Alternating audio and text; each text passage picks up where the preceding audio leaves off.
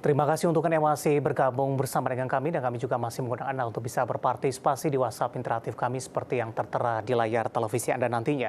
Langsung saja pemirsa kita akan coba lihat 4 saham pilihan yang direkomendasikan oleh Bapak Joshua Marsius dan mungkin saja bisa menjadi salah satu referensi untuk Anda. Nah, pada Anda saksikan grafis di layar televisi Anda pemirsa, saham pilihan yang pertama datang dari infrastruktur telekomunikasi, ada ISAT direkomendasikan buy, support yang bisa diperhatikan di 9.200 hingga 10.325. Kemudian saham pilihan yang kedua ada Aman Mineral 6.200 hingga ke 7.725. Dari perbankan Big Cap, BBRI tampaknya lebih direkomendasikan di support yang bisa diperhatikan 5.275, resisten hingga ke 5.575. Bevin juga direkomendasikan buy 1.080 hingga 1.280. ISAT, Aman, BBRI dan Bevin, dan lagi-lagi keputusan investasi tetap ada di tangan pemirsa IDX Channel.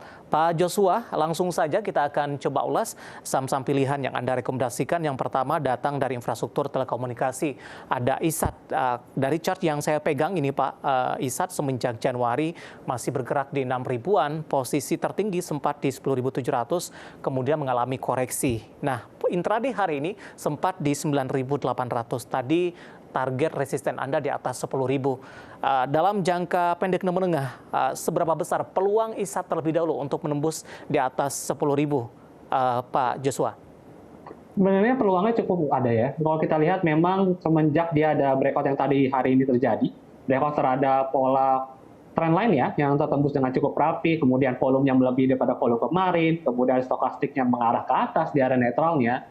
Ya peluang ke area 10.000 tadi yang disampaikan itu sebenarnya bisa terjadi mungkin dalam waktu dekat, beberapa hari ke depan bisa tersentuh, apalagi kalau pergerakannya cukup mulus di ISG-nya. Oke, dilihat dari penutupan sesi kedua hari ini, rekomendasi buy di level berapa Pak? Di level closingan juga masih oke, closingan hari ini. Kalau misalnya ada closing bisa di situ. Kemudian kalau level 9.700 juga lebih oke kalau mau nawar. Baik. Kita beralih ke saham pilihan kedua, ada Aman Mineral pemirsa. Hari ini juga direkomendasikan buy.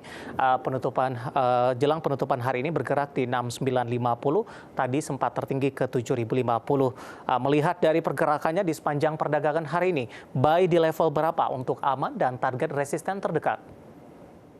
Kalau bicara tentang Aman, itu dia bisa sih di area 69 ataupun 6925 kalau mau area buy-nya. Kemudian kalau bicara tentang resisten terdekat, sebenarnya itu ada di area 7.350 untuk resisten terdekat dari Aman itu sendiri. Ini cukup menarik dilihat daripada yang sekarang udah bergerak di atas EMA 34-nya kembali sih. Makanya jadikan salah satu rekomendasi buy hari ini. Oke, tertinggi sebelumnya sempat di 7.700-an, Pak Joshua. Betul. Sebelum menembus ke resisten tersebut, target resisten Anda tadi ada di 7725 ini. Ada tidak resisten terdekat yang mungkin akan disentuh oleh Aman terlebih dahulu untuk mencapai ke level 7.700 tersebut, Pak? Terdekatnya di 7325 sih Pak, kalau kita lihat. Oke, 7325 penutupan hari ini di 6975 dan masih direkomendasikan buy. Range untuk mengejar dari level tertinggi sebelumnya masih terbuka cukup lebar. Kita beralih ke saham pilihan yang ketiga, datang dari perbankan Big Cap, BBRI juga direkomendasikan buy. Pak Joshua, sebelum membahas BBRI, bagaimana Anda melihat dorongan dari saham-saham Big Cap atau perbankan Big Cap jelang akhir tahun ini tampaknya kurang dibandingkan dengan tahun-tahun sebelumnya, termasuk dari beberapa perbankan Big Cap ini. Bagaimana analisis Anda? Kalau dilihat memang perbankan yang Big Caps ya kalau dibandingkan beberapa saham lain yang terutama saham-saham berkaitan dengan energi terbarukan yang memang cukup jauh tertinggal ya. Yang menjadi penopang ISG ini kebanyakan juga dari saham infrastruktur yang energi terbarukan. Nah, kalau yang benar-benar bergerak sekarang ini cukup menarik pergerakannya memang kelihatannya cuma dua perbankan ya dari sisi teknikal, yaitu ada saham BRI sama saham BNI. Kalau yang kedua saham lainnya kayak BMRI dan BCA memang cenderung stagnansi di sideways-nya seperti itu. Jadi kurang agak menarik untuk dari secara teknikalnya. Baik, kita akan coba ulas detail teknikal untuk BBRI, Pak. Buy di level berapa direkomendasikan? Di harga 5375 cukup oke untuk area buy-nya. Kemudian kalau bicara tentang supportnya masih sama kayak tadi. Resistennya juga masih sama sih, kan resisten nggak gitu jauh juga, sekitar level 5.575. Baik, support yang bisa diperhatikan di 5275. Bagaimana proyeksi Anda pergerakan dari saham-saham perbankan ini sampai dengan akhir tahun ketika skenario inflasi Amerika Serikat melanda dan The Fed juga menahan suku bunga dan mereka juga menyelipkan ada sinyal pemangkasan di tahun depan? Iya, di tahun depan mereka ada ngomong.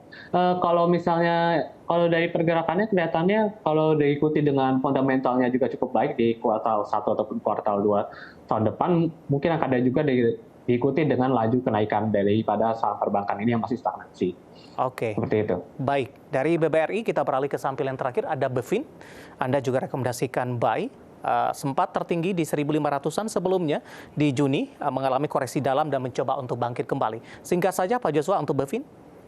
Kalau Bevin itu saya ngelihatnya kenapa ini direkomendasikan buy, karena emang sempat udah bentuk inverted shoulder, tanda-tanda ada potensi berbalik arah, kemudian juga ada valid swing low yang baru terbentuk hari ini. Jadi kemungkinan ada peluang dia mengalami penguatan kembali. Itu level resisten yang bisa disentuh mungkin ke 1280 terdekat, selama dia bergerak di atas ya support yang tertahan di Rp1.080. Baik, 4 saham pilihan yang direkomendasikan pemirsa dan lagi-lagi keputusan investasi tetap ada di tangan pemirsa IDX Channel. Pak Joshua, kita masih punya satu segmen lagi. Pertanyaan di WhatsApp interaktif kami sudah ada beberapa, nanti kita akan coba ulas satu persatu dan pemirsa kami akan segera kembali usai jeda berikut ini.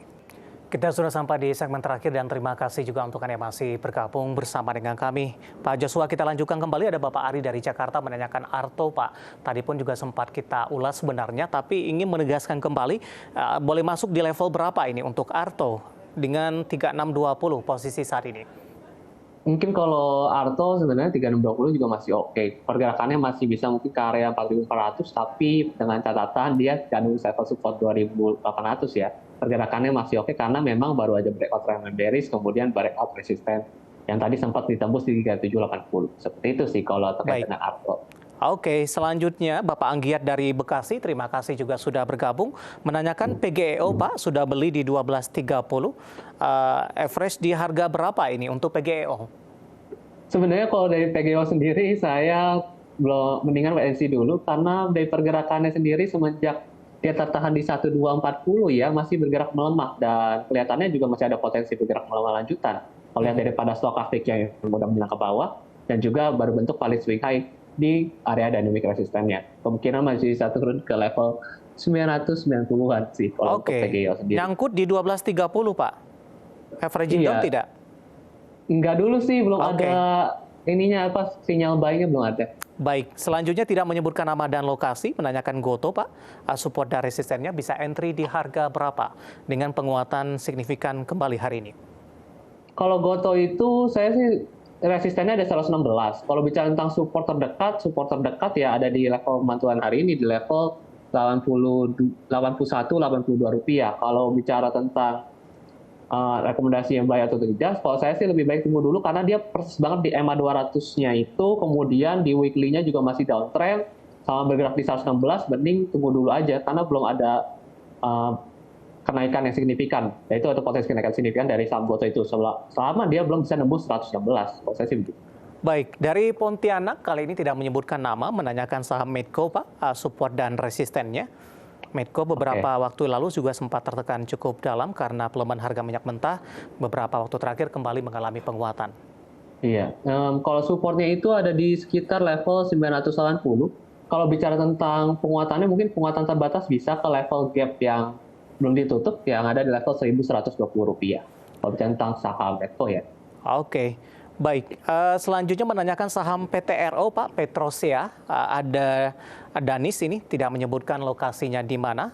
PTRO sebelumnya sempat mengalami penguatan yang cukup signifikan, namun dalam beberapa waktu terakhir ini sudah beberapa kali mengalami tekanan untuk PTRO. Posisinya sudah jenuh beli tidak, Pak, untuk Petrosia ini?